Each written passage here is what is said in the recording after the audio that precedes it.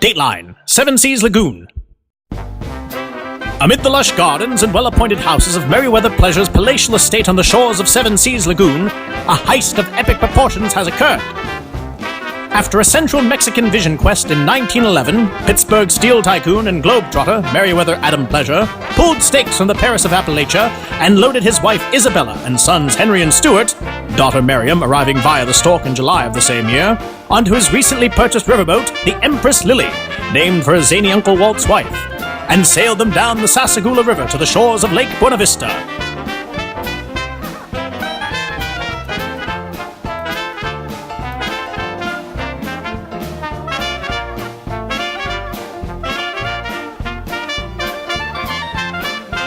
It was there on the Further Peninsula that Pleasure found the artifact he sought after all his life, the Funmeister. This ancient half-moon icon's roots go back to time immemorial and can be traced to the great civilizations of history, symbolizing individuality, the celebration of life, and the sharing of laughter.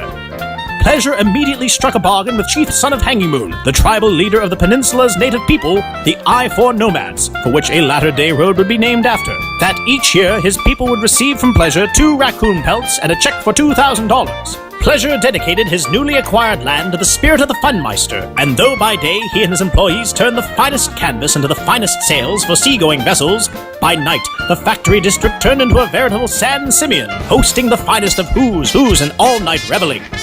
In 1937, as a surprise wedding anniversary present to Isabella, Pleasure built their second home a few miles north of the island.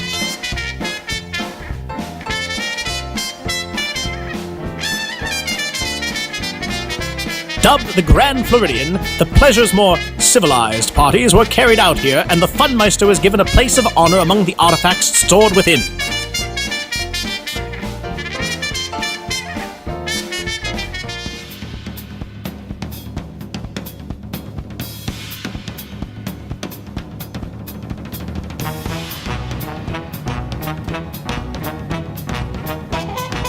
That is, until a few days ago when Colonel Wayne Percival McSwagger, merciless marauder of mystic memorabilia, set his sights on Pleasure's beloved idol. After wooing one of Pleasure's domestics,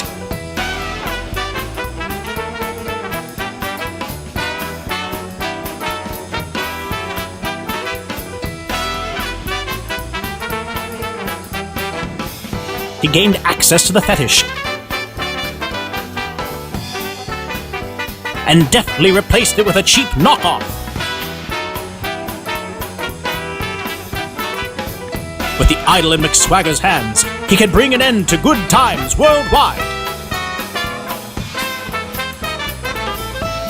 However, being a sporting man, this pilfering was planned to coincide with the weekend in which the permanent and honorary members of Merriweather Pleasure's Adventurers Club gather for the annual event known as Adventures in Charity to issue them this challenge: find the Funmeister and prevent McSwagger from ushering in an age of bland conformity.